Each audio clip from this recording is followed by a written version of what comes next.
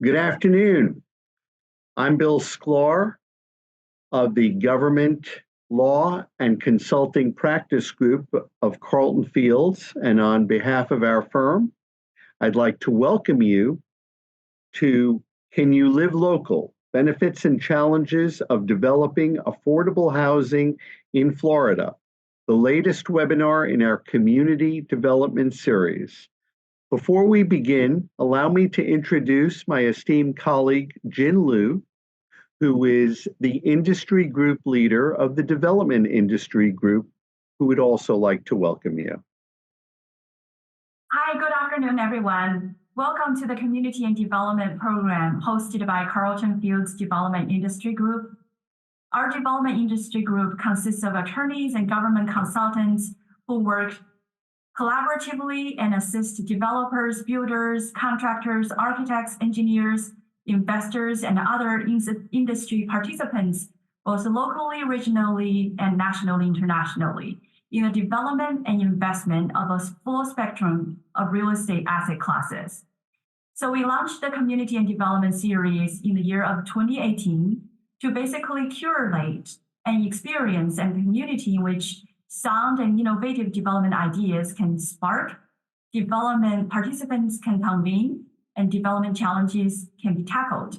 Since then, we have successfully hosted a number of programs covering topics from mayoral candidates debate on development issues to the Rays baseball stadium, from development and financing issues involving the cannabis industry to the Surfside Champlain Tower collapse, and so much more. Today, we convene here to discuss Florida's Live Local Act. So let me have the honor of introducing you to today's moderator and co-panelist, Bill Sklar. Bill is the practice group leader of our firm's governmental lobbying and regulatory practice, and he's also managing shareholder of our Tallahassee office. Bill has practiced real estate law for over 44 years, and is board certified in both real estate law and condominium and planned development law by the Florida Bar. Bill is also an adjunct professor for over 40 years at the University of Miami in its graduate law LLM program in real property development, and is also a fellow and secretary of the American College of Real Estate Lawyers. So with that, let me turn over to Bill. Thank you, Jin, for that introduction and apprising everyone of our Community Development Series. This webinar is being recorded for educational and training purposes. The recording may include questions and poll responses provided to you during the live event. The recording will be made available after the conclusion of the live event and posted on the Carlton Fields website. Relative to questions and answers, we would ask that attendees post questions on the Q&A feature, not the chat feature, and we will endeavor, time permitting, to answer as many of these as possible during the webinar. With that said, I'd like to introduce our panelists and give a few introductory remarks about this very important topic. Our first panelist is Albert Milo, who leads Related Urban Development Group, the Affordable and Workforce Housing Division of the nation's most prolific development company, Related Group. In this role, Albert's responsible for design, development, construction, financing, budgeting for each project. Many of these include affordable, workforce, or mixed income housing. Under Albert's leadership, Related Urban has built and rehabilitated more than 5,700 units throughout Florida, with over $1.5 billion in total development costs. Most recently, Related Urban has been involved in two very ambitious, among other projects: the $600 million River Park Master Plan in Miami's Little Havana neighborhood, which has been cited as the most ambitious affordable housing development in Miami-Dade County to date, built in partnership with Miami-Dade County and containing over 2,500 units, along with a new river walk and commercial opportunities. Similarly, A $400 million mixed income riverfront development is underway in Tampa's historic West River District, developed in collaboration with the Tampa Housing Authority. Also, Albert is working on the Liberty Square development, a redevelopment, the oldest and largest public housing development in the southeastern US, which has been cited and containing over 1,500 units, which has been cited as one of the most significant public housing redevelopments by then HUD Secretary Dr. Ben Carson, as an example to be followed throughout the nation. We're thrilled to have Albert, a leading player nationally in affordable and workforce housing. We're similarly very fortunate to have Sean Wilson, President and CEO of Blue Sky Communities, a 30-year affordable housing veteran with experience in several for-profit and nonprofit organizations. Mr. Wilson leads his company identifying opportunities, financial feasibility, key stakeholder and guidance of design, permitting, and construction administration of many affordable housing developments. He has worked with two other prominent nonprofit housing organizations in Miami, having produced housing units after the infamous Hurricane Andrew of 1992, responsible for more than 3,000 affordable rental units tax credit with several top private for-profit developers in South Florida. In 2012, Sean formed his own company, Blue Sky. He has been president of the Coalition of Affordable Housing Providers and member of the City of Tampa Affordable Housing Advisory Committee. And last but certainly not least, my colleague and friend Mike Donaldson, one of the leading affordable housing, workforce housing attorneys in the state of Florida and the southeastern United States. Mike concentrates his practice on administrative, land use, and environmental law with a focus on affordable housing, working very closely with the Florida Housing Finance Corporation, including low-income housing tax credits, State Department incentive loan known as SAIL, program funding, and multifamily mortgage revenue bond program funding. Mike is also very much involved in administrative law in front of numerous agencies, including, among others, DBPR. Mike's experience includes many successful defenses of funding awards before the Florida Housing Finance Agency, as well as challenges successfully before the same agency. So I'm pleased to introduce our panel. So why are we here and what are we going to talk about today before we launch into this, into several topics? Live Local is a transformational affordable or workforce housing program passed in the opening days of the 2023 legislature, the brainchild of Senate President Pasadomo and Senator Calatude, relative to something different from all other prior affordable housing. First, as we're going to discuss, it came with a funded appropriation of almost $800 million. Very different from the prior days, as our panelists will tell us, where the concept of sweeps of the Affordable Housing or Sadowski Trust Fund were often the talk of the legislative session. Second, and very importantly, as we're going to discuss, Live Local provides opportunities where local government collaboratively can work for redevelopment opportunities, particularly for workforce housing. We'll get into that and use the concept of preemption, as we'll discuss, where prior programs that have existed for decades have not done so. So with that said, let me open this up to the first discussion. I mentioned two principal items, but what is different about Live Local financing than typical ship or sale or local bond financing that's been made available traditionally for affordable. Albert, do you want to tackle that one? Yeah, thank you, Bill, for the introduction, for the time to talk on this panel. So, I think the first thing that's different is the intent of the legislature to fund units that are historically had not been funded, which were units that are above the limits of the tax credit program. Up until the Tax Reform Act in 2017, all low-income housing tax credit units were up to 60% of area median income.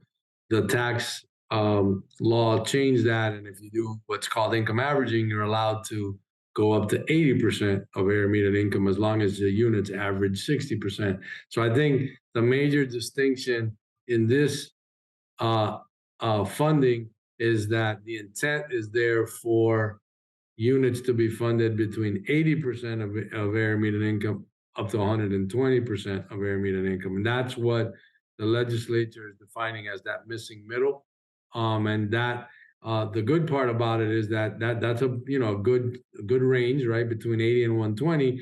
And they gave the flexibility for those units to be spread throughout the state because, in one municipality, that missing middle might be an 80% or 90% unit. In other municipalities, like, where we're based out of in Miami-Dade, that's 120%, or in some other municipalities might be right in the middle at 100 or so. So I think that was very forward thinking on behalf of the legislature to put that into place, to give that definition of missing middle. And more importantly, like you said, that they did not just adopt a law, they actually put some funding behind that law. Now, Florida Housing's just done their first batch of funding under that program, and I still think that there needs to be some additional improvement to effectuate, I think, the intent of the law and how many missing middle units are actually produced, because this is no longer a housing issue. This is more of an economic development issue, because and we do business in multiple counties throughout the state. Every single county is coming to us with the same needs, right? Where you have school boards that can't find workers, you have hospitals that can't find workers, you have your municipal governments that can't find workers, and their workers can't live close to their places of employment. It's no longer an issue of affordable housing. It's really a much broader issue of affordable housing and these missing middle units of workforce housing. So I think it was the best and the most thorough and certainly the most comprehensive legislation probably in the country from a housing perspective. I would agree, Albert. Sean, would you like to add to that, especially about the differentiation, the workforce housing element of this that Albert just commented on? Well, thank you very much, Bill and Mike and Jin, for inviting me to be a part of this very esteemed panel, first of all. And, the difference, I think Albert pretty much hit the nail on the head, that the funding is geared towards some higher income levels than most affordable housing developers are used to producing. But it's also geared towards mixed use developments that most of us don't participate in a lot. Some of us do. And like Albert said, the Florida Housing just finished their first application round using competitive Live Local funding, and they received 71 applications for just 9 winners. And so I think that disparity between applicants and winning applications might encourage Florida Housing to narrow its definition for the next round. I don't think they expected to get 71 live local applications. I don't think that that all 71 were created equal, and so hopefully this will provide. First of all, hopefully this first round will provide 9 or so great live local developments that that the legislature can be proud of and that Florida Housing can be proud of. But hopefully it'll also serve as a learning experience so that the next round of live local funding is maybe a little more focused and a little better defined so that there's not quite so many applications and Florida Housing can really get what they want and what the legislature really wants. Sean, thank you. You covered several important points we're going to touch on. Mike, I'm going to ask you this question. Live Local has attracted market rate residential developers who have not previously entered the affordable housing sector. Why and what's the incentive? I'll say thank you, Bill, for the introduction earlier. I don't really know about that prominent lawyer in the Southeast, but I'll accept everything else. I'll wear it with pride. Thanks. But I will chime in. I'll answer that and chime in on the first question. Also, what is different about Live Local? And Albert kind of touched upon this, but I have been working with Florida Housing Finance Corp since the Sadowski Act was passed in '92. And at the time, that was the transformational law as it related to affordable housing because it set up these trust funds that we're talking about. So to this point, we've dealt with the sweeps that you pointed out, and the Live Local Act basically is the next bang for the buck, so to speak, from the legislature. And I agree with Albert and Sean, it's transformational. The thing that I think is different about Live Local, and Albert touched upon this a little bit, it actually has money in the statutory language, which before we were dealing with whatever the appropriation may happen to be for that particular year, you didn't really know what you were dealing with. For example, the $150 million that's going to be there for 10 years, apparently. You didn't have that before. So there's some certainty involved in the Live Local Act as it relates to funding, but there's also some guidance, additional guidance to Florida Housing as to what the legislature wants done with that money in terms of, for example, for the first time, I think, and Sean and Albert, correct me if I'm wrong, maybe there's been developments funded calling themselves this, but the aging out of foster care demographic, which frankly I'd never heard of, but that is one of the things that was funded in this most recent RFA, which is one of the demographics that the legislature basically told Florida Housing to include.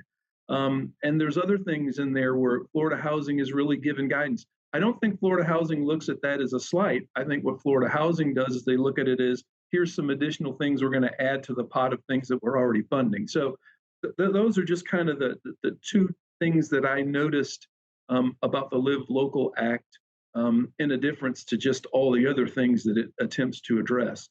As it relates to incentive to the market rate, folks, I think that's one of the things that Live Local kind of opens up is it incentivizes market rate developers to provide affordable housing in exchange for various things. The land use preemption and the tax abatements, and you kind of have to go back to the LIHTC when it was created by the federal government. Really, what you were looking at is a way to incentivize developers to build affordable housing, because you can't build these developments. And Albert and Sean will agree with me here, I'm sure. You can't build these developments and then charge the rents to keep them affordable. The dollars and cents just don't make it. It doesn't work. The deal doesn't work. So it's the LIHTC was basically done. I mean, that was where you basically had tax credits. You'd be awarded tax credits. You would then sell those tax credits for money. And with that money, you would put that equity back into your development to actually make the dollars and cents work in terms of your debt ratio and all that other stuff. And what I see here is through the Live Local, I mean, you've got your affordable housing developers. Now you're trying to incentivize the market rate developers to get involved in this. And I think these two developers we have today actually have done market rate, mixed use stuff like that. So they would be experienced in that. But now you're opening it up to a whole new,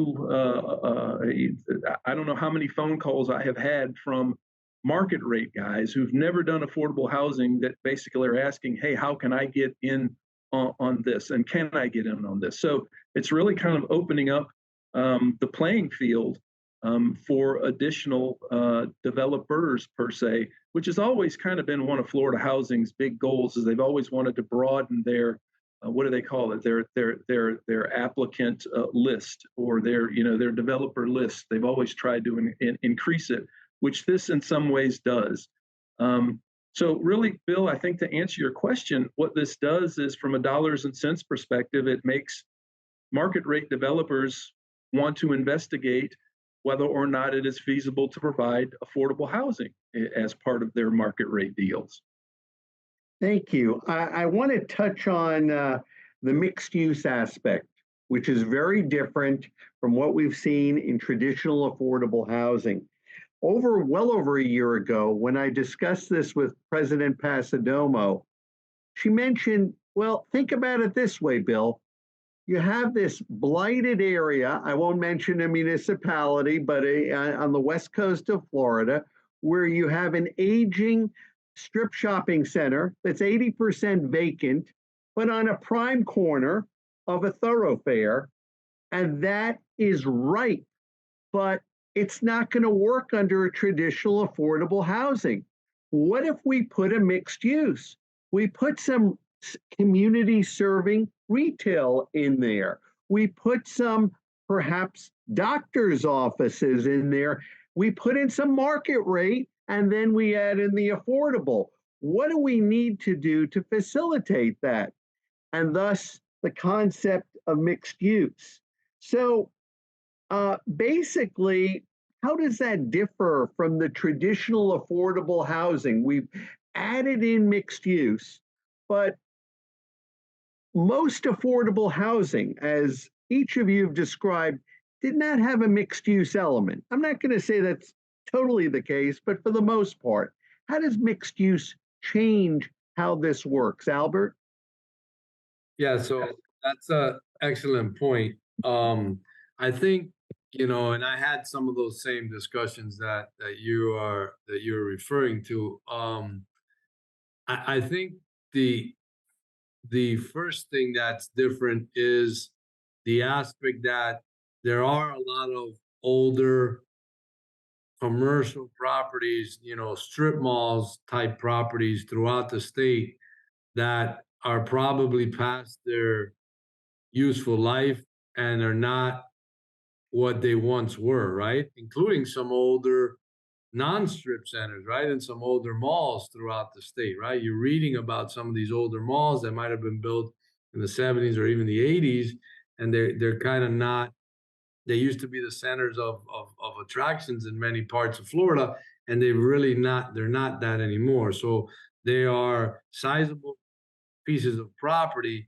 And I think that, the Senate president, rightfully so, was thinking, well, how do we redevelop these sites into something that, is to deals with some of our needs and of today and some of the desires of what the public wants today. So I think that's the first thing that's different.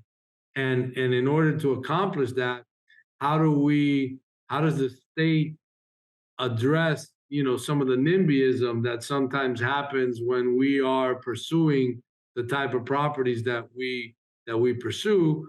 Because many times, and I'm sure Sean has experienced this also, we'll go and have a site under contract and to propose an affordable housing development, and you're able to get some of the funding from Florida Housing prior to having all of your entitlements in place. And then sometimes, when you go deal with some of these local municipalities in the entitlement process and the site plan approval process, all of the naysayers come out, and not directly attacking affordable housing because, they have very strategic ways to fight these type of projects.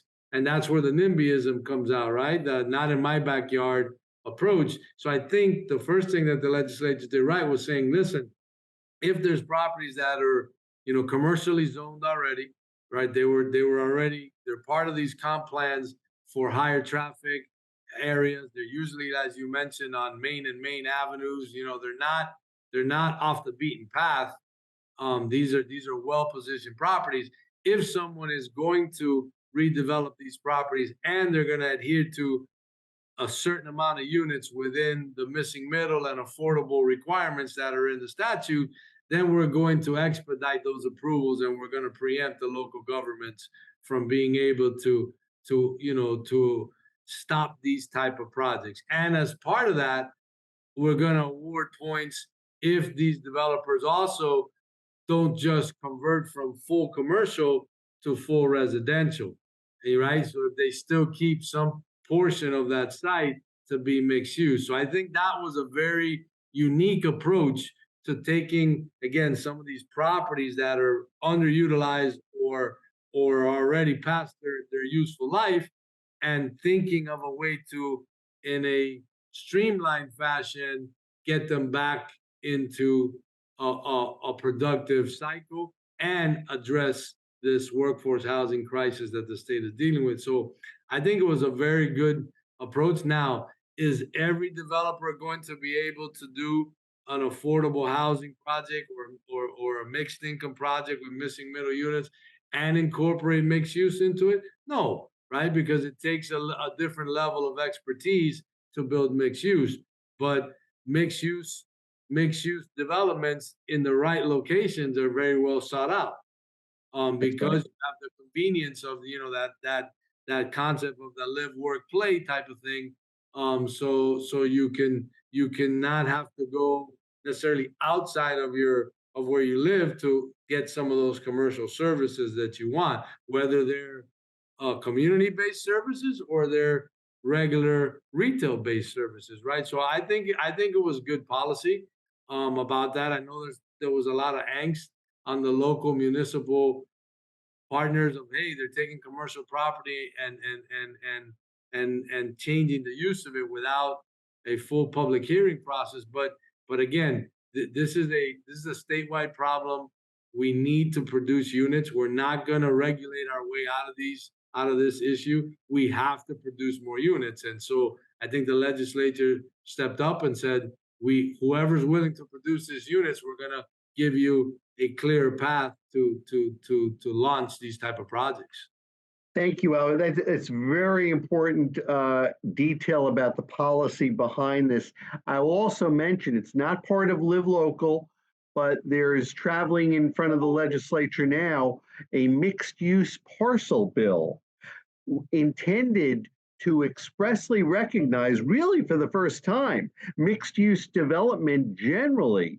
We have it because of land use costs, environmental and land use zoning regulations, but we're now trying to codify the ability to have shared facilities between different uses.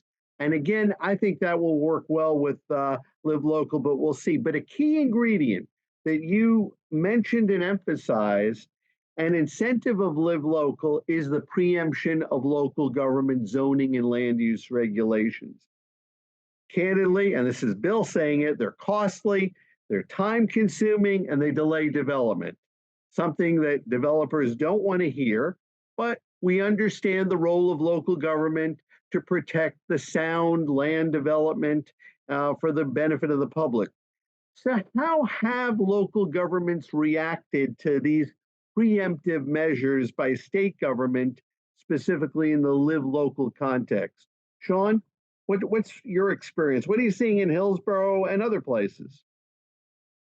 Well, we're seeing local governments react in one of three ways.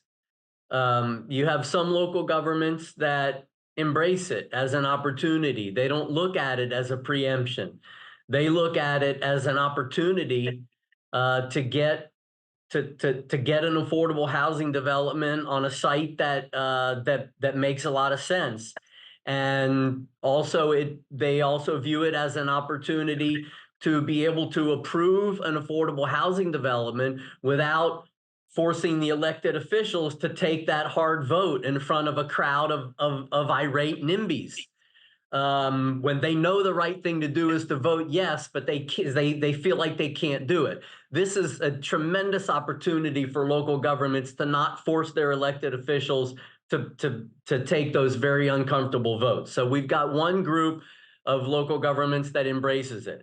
We have another group of local governments that wants to embrace it, but they're sort of stuck in the planners rule the world mindset, and the planners really have a hard time figuring out, how do I implement a policy that doesn't follow an application and a planning board and a planning commission and a city. So they're writing regulations to implement what's supposed to be a very streamlined program. And you have some local governments that are doing that, and that's a little bit clunky, but they're trying to get there. And then you have a lot of local governments, and I'm going to say that it's really greater than 50% of the local governments that we have encountered that don't like it. They're up in arms about it. They feel like it's not an opportunity. They look at it as a preemption. They look at it as taking power away. And I mean, I think that those local governments, they should really try and change their mindset to this is an opportunity. Now, why are some of those local governments feeling that way? Well, it's not because the affordable housing developers are bringing them deals that they don't like, or bringing them projects and then saying, you have to approve this. I'm sure that Related Group, and I know that Blue Sky, we're not going to any local government and saying, aha, now we have Live Local, we have this preemption, you must approve this. Because why don't we do that? Because we also need them to provide funding for our developments. And they're not going to do that if we're forcing something down their throat. So I think that the people who are really telling local governments, you must approve this, I think those are some of the market rate developers or the other developers that really don't care about burning bridges.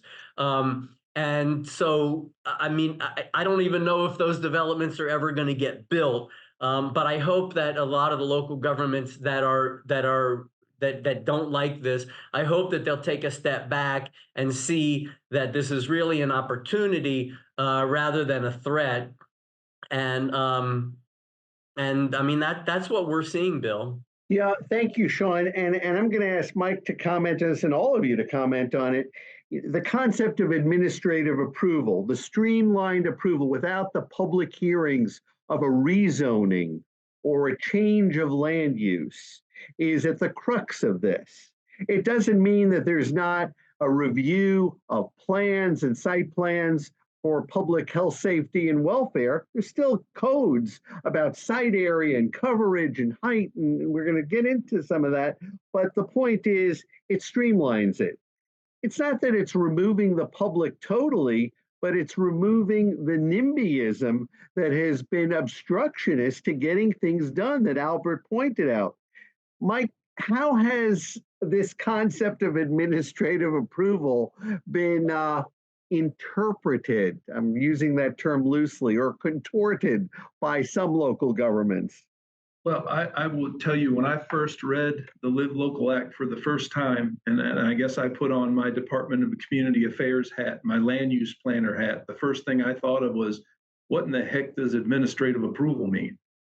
And it's pretty clear that I think what the legislature intended that to mean is a staff approval. It doesn't have to go to the board. It doesn't have to go to the commission. Listening into some of the earlier webinars that Florida Housing and the Florida Housing Coalition put on, it was clear to me when the local governments responded, they saw exactly what I saw. There's my loophole. Let me figure out how to turn administrative approval into exactly what I want it to be, which is going back to the board or the council. And I think Sean is right. There is maybe a larger group of local governments that have actually kind of bought into it now as best they can. Although I think there's some that still question it.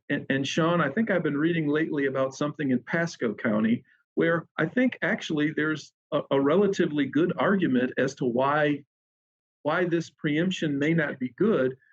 Take, for example, a local government that has a plan for their commercial area or a plan for their industrial land use area, where they've been working on this plan for years to try and coax industrial development or commercial development. Now you're telling them, the legislature is telling them, oh, you got to put multifamily affordable housing in those areas. Yeah, I hadn't thought of that until I've read these articles lately, but that's one of the responses from a local government that actually makes sense. Maybe the preemption shouldn't be as broad as it is, which to the extent that the legislature needs to go back and maybe fix that glitch, maybe there should be some kind of, I don't know, some kind of language that takes that into consideration at the local government level. So I think Sean's description of where things are is what I have seen too. Now, I've also seen the other side where I think Sean was saying too that those developments may not get built. And that's that Clevelander in Miami-Dade County, I guess, where somebody wanted to take a part and build a 30-story apartment, market rate apartment complex. I guess that was going to have an affordable. And I think there's been some pushback by the local government, and rightfully so. I don't know what the status is of it now, but that's just one example of a market rate developer trying to take advantage of Live Local. I'm not espousing one way or the other on whether or not that's appropriate. I'm just putting out there, here's some of the initial things that are being tried as it relates to Live Local. I don't think the legislature intended it to be that broad, but this is something local governments are dealing with. Now, the one other thing that I think has come up, and frankly, I don't know the answer to this, but the preemption basically goes to, and Bill, I guess we're going to get into this later, it gets into density and height and whatnot. Mm-hmm. And the question that I have heard, even from local governments, is, does that mean by right? Or does that mean the maximum I can get with a bonus? Which one does that mean? Where do we go? So I think, the long and the short of it, to bring this comment in for a landing, there's still a lot to be worked out, I think, with Live Local. And it will be worked out, whether it's a glitch or local governments basically adopt land use regulations that address some of these issues. Well, I can answer one question, Michael, that most of the local governments that are embracing this are assuming that the maximum density allowable on your affordable housing development is the maximum density that they allow, including any bonuses that they offer for any other reason. So let me respond with a question. Are those local governments then saying, because you're now using a bonus, does that take it into a board approval or a council approval, or is it still administrative approval? Administrative. That's what I've seen also. And to the point that Michael's making, I think there is some validity to the concept of industrial property. I know that was, incorporated into the bill a little bit later in one of the later versions, and it's not in the same light as I mentioned before as maybe an older shopping center, an older strip mall that again is past its useful life.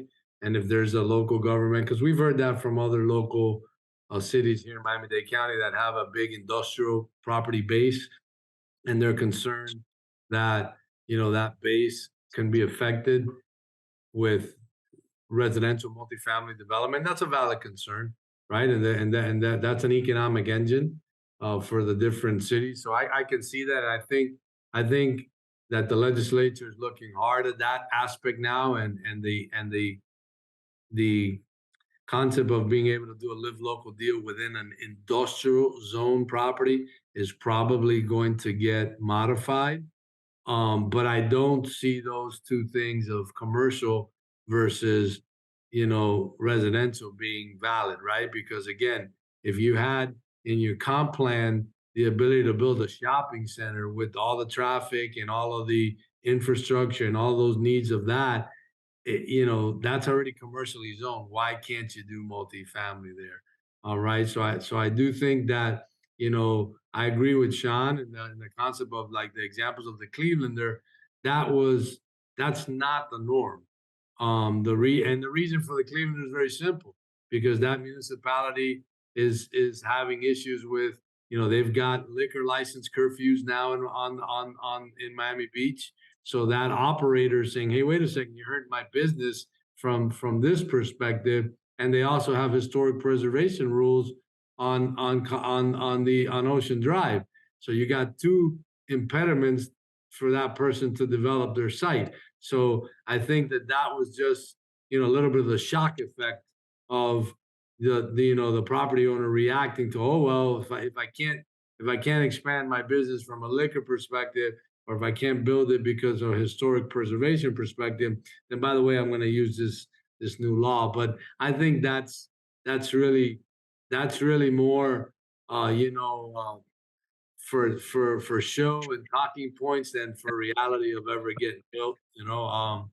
I think the real type of development that you're going to see are real missing middle units, and yes, the intent of the legislature is also to bring some market rate developers that might never have considered doing units, let's just say at 120% of area median income, as long as you can meet the other criteria in the statute. Now, because of some of the tax incentives or because of some of these zoning incentives, they might take a portion of their units and bring them down to those missing middle units. And that's a good thing. That's not a bad thing, because they're probably going to be able to do those deals maybe without any of the funding that is going through Florida Housing. So that's the other aspect of Live Local that's very important. The tax abatement piece, along with the streamlined zoning and entitlements, that could get some other units built. And I know that that's that was intentional, to try to create, instead of trying to just take all affordable housing developers and necessarily, get them to produce some of these non-life tech units. That's one approach. But the other approach is getting some of the market rate developers to say, hey, maybe I will put in some of these workforce housing units into my market rate developments. And I see that as a good thing, because again, whatever it takes to produce these units is the type of policies that we need to support in order for our state to continue to grow. Yeah, it's interesting you point that out. Beyond the Clevelander, we've heard of unusual applications. The Bal Harbor shops, probably one of the highest grossing retail per square foot luxury retailers in the nation, is planning to add 600 units of varying types, including a live local affordable component. Yeah. And again, how that will play with the city of the town of Bal Harbor and Miami-Dade County is another story, but it shows that the application of Live Local is vast, and it opens the door to types of development in places, in locales where you wouldn't think of affordable being included, which is a good thing, which is actually a good thing for that missing middle, for that workforce housing, for those that have to go 45 minutes or an hour, the teacher, the healthcare worker, the young doctor, those that are even making $80,000 or $100,000 a year, but have to travel an hour to get to anything that they can afford. And it's not only a Southeast Florida phenomenon. You see it in Tampa, Sean. We see it in we see it in Jacksonville. We see it in Daytona. We're seeing it in Orlando, all over. Hey, Bill, I'm looking at some of the questions. We've got a couple. That's what I was going to get to. And I think this question kind of hits the nail on the head to what Albert was saying. And here's the question. Do you think the Live Local should be used as a leveraging tool to get the local government to compromise and meet the developer halfway to get the development underway? Yeah, I think that certainly would not be the related urban approach. And I don't I don't think that's the intent of the legislation. I think the intent of the legislation is to provide tools to developers and incentivize them.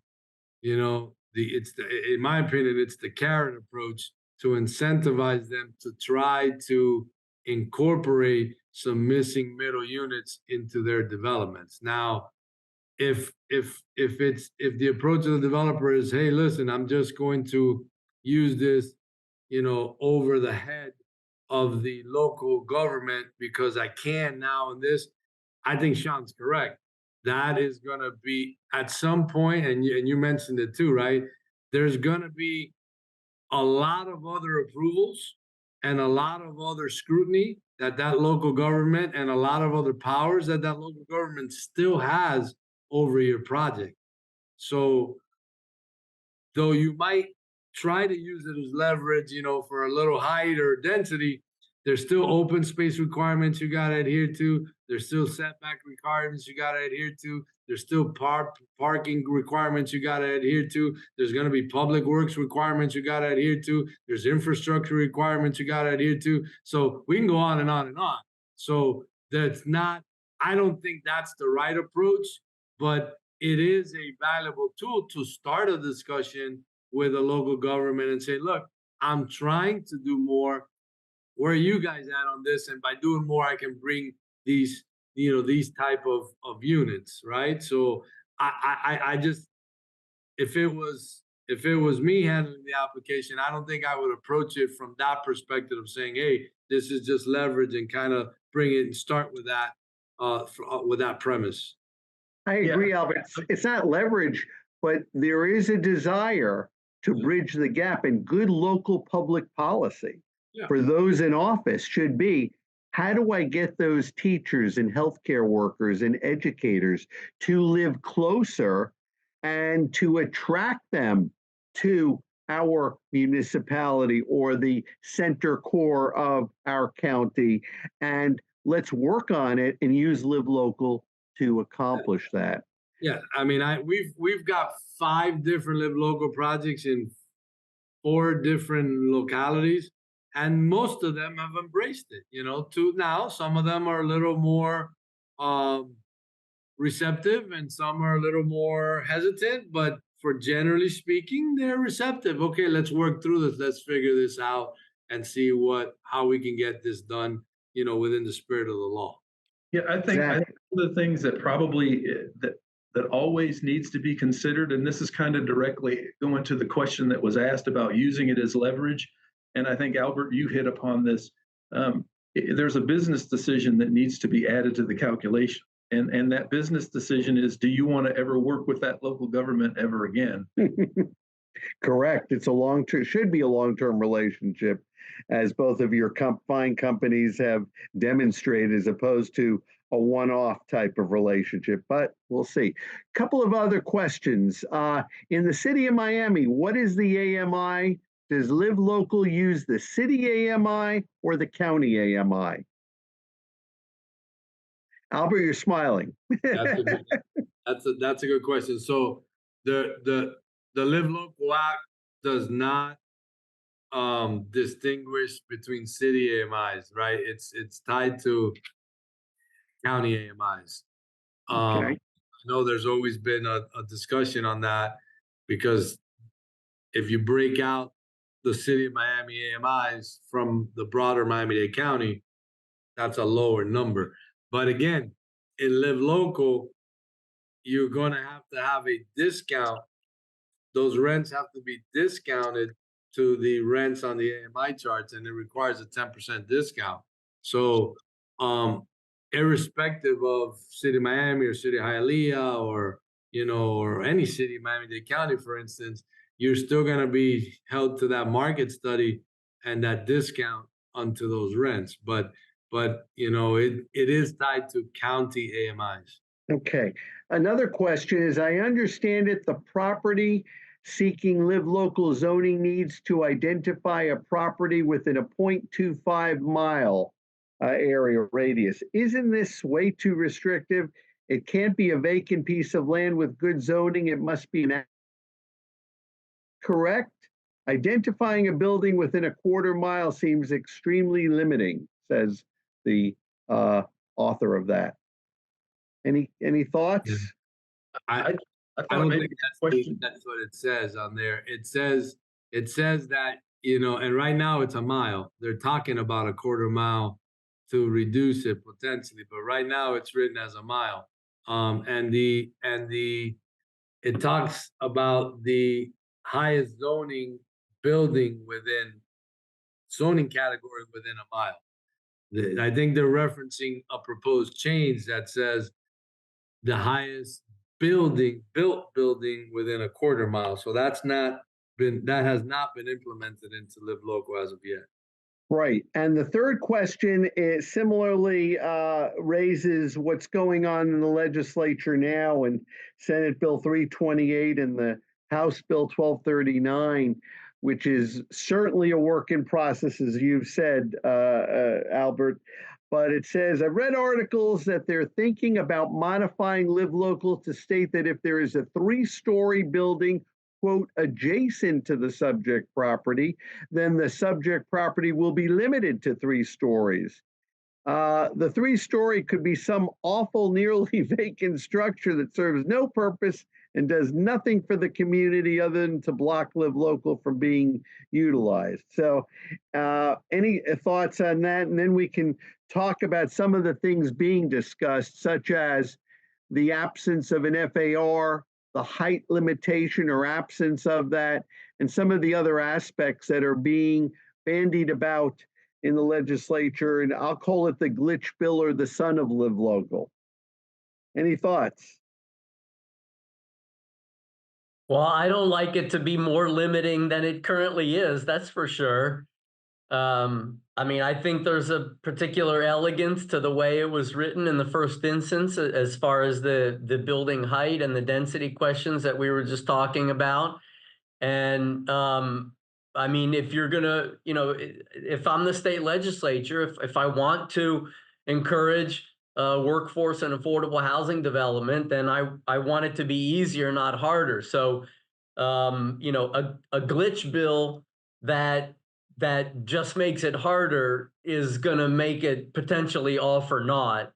And I mean, I think a fix like that needs to wait a few years, and you know, let's see if there's really some onslaught of developments that wind up really not fitting in or being horrible, which I don't think is going to happen. So I mean, look, at, you know, personally and professionally, I feel like property owners ought to have way more leeway to do what they want with their property.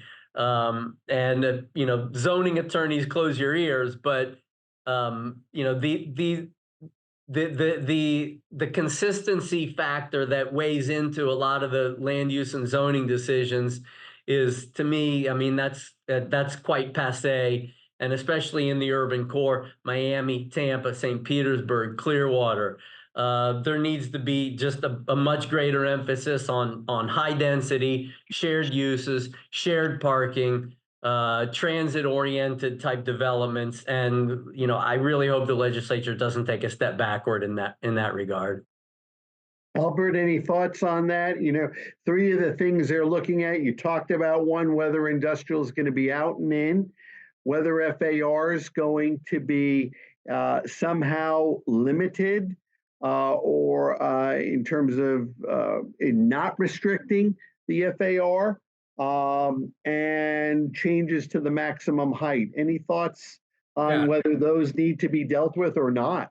I mean, like I said, I see the argument on the industrial component of it, and you know, there's probably some justifiable angst from the local municipal governments on that piece.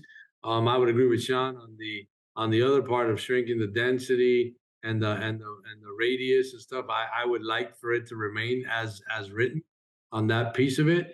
But I do like the change of including FAR, because the bill was silent on FAR previously. So you might have been able to get higher more density and more height, but you might have been capped at FAR. So I think the FAR change is a positive change in the legislation. Okay, this is a specific question. Can the 1 mile radius dictating height cross municipal lines? I think I think it can, but it's not clear. It's not clear. I don't know. That one is, that one. Unfortunately, I don't have a law degree to answer that one. But I think that, reading it verbatim, it says a mile within the municipality, right? Then it's within. Right. So I would say that, as many discussions that we have with Michael, right? The specific of that, I would say you can't cross the line personally, right? Okay. I agree. It makes no sense, but yeah, you can't cross the line. It has to be the municipality you're in or the county you're in. And that's an interesting thing, because that happens in the world of Florida housing too. One of the things that Florida housing wants you to have is they want you to have a public school, close proximity to your development. Well, you could have a school that's right across the street from your development, but it's not in the district that your development is, so your kids wouldn't go to that school. Now, Florida housing kind of takes a blind eye to that, but their RFAs are written in a completely different way. It doesn't say that it's limited to your school district. It just says proximity to a school. That's their answer. I don't see that happening here. I see it specifically limited to the municipality you're in or the county you're in. So the radius requirement becomes subordinated to the reality of you're in the municipality or you're in the county. It's not both. Yeah. What constitutes an acceptable market study as part of the requirements for a certification from the agency? Are there any requirements for the market study? Yeah, there's some requirements laid out in the statute, as best I can tell. And the answer that I get on a regular basis to that question is ask your property appraiser or ask DOR what they want. Florida housing, apparently that's a requirement to get your certification, and they've provided a little bit of guidance on what should generally be in a market study, but I think they leave it up to the neutral entity that's putting together the market study. Albert and Sean. Yeah, it has to be a licensed appraiser in the state of Florida. It has to be at arm's length to the developer. But also that is another aspect that is looking to get cleaned up, because there was a little bit of ambiguity from the property appraiser saying, hey, can they just apply the exemption to the building, or can you apply the tax exemption to the land, because land is supposed to be taxed at highest and best use. So there's been a lot of dialogue on that. I've been able to participate on that, and I do believe that the language that is being proffered now, as far as the amendment that's out there, is going to bring that clarity that the tax abatement portion of Live Local will apply to the land and the improvements. So I think that's another positive change.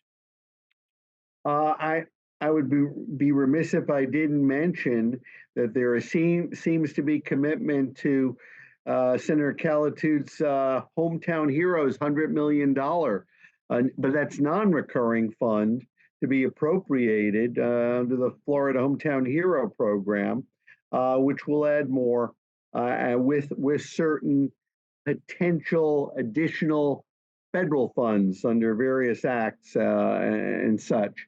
There's a legal question here. I'm just gonna, is there a legal recourse against local jurisdictions who are passing moratoriums or ordinances inhibiting live local development based upon NIMBY discriminatory concerns?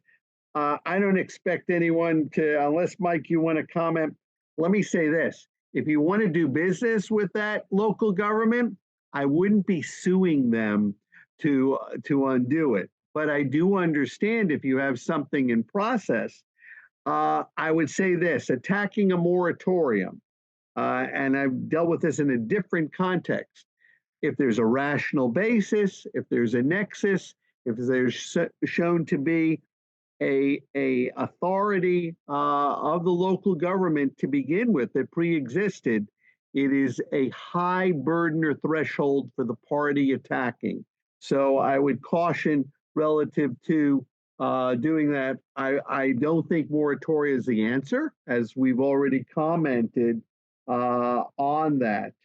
What other glitches are necessary to be fixed in Live Local? And we're running out of time. We're but Albert, Sean, anything else you'd like to see fixed that we haven't commented on, or Mike? I'm sticking with the FAR. I think that's the biggest thing that needs to be fixed.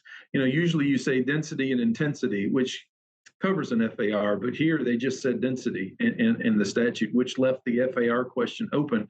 I don't know, maybe they didn't think about the FAR component to it, but that needs to be fixed. Albert, anything else? I would say just a little more specificity on, you know, how many units they should have of how many missing middle units a project should have that Florida Housing is going to fund. What percentage of those units should be dedicated to missing middle? I think there should be a little bit more specificity around that.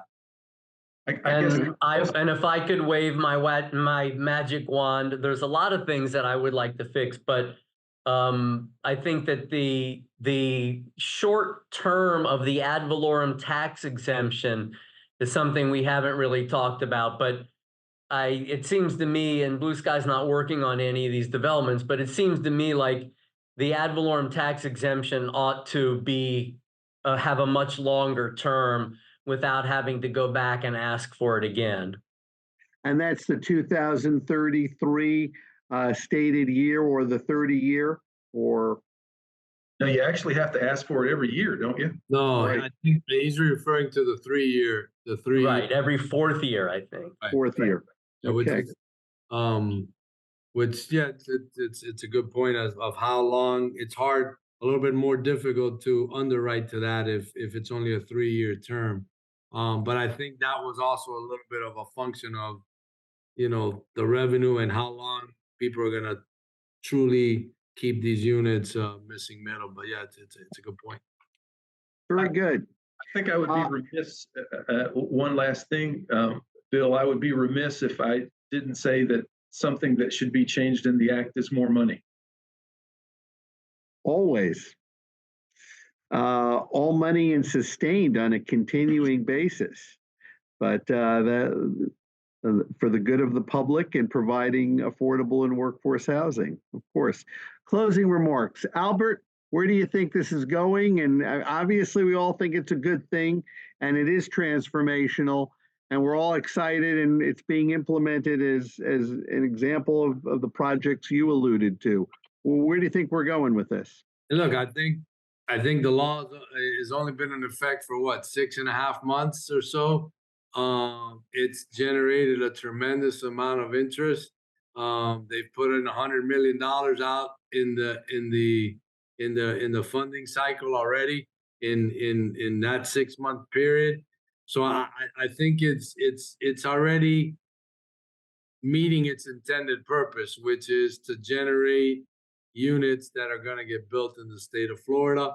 Like anything else, especially something so comprehensive, there's going to be some nuances and some learning curve associated with this. And you know, I think the legislature is doing a good job of like just focusing in on it, but they're committed to the intent, which is we need to have more of these missing middle units built in our state. Very good. Sean? Look, I think that there's a great affordable housing and workforce housing development machine in the state of Florida, and the machine is primarily operated by the private developers. Governments don't build affordable housing.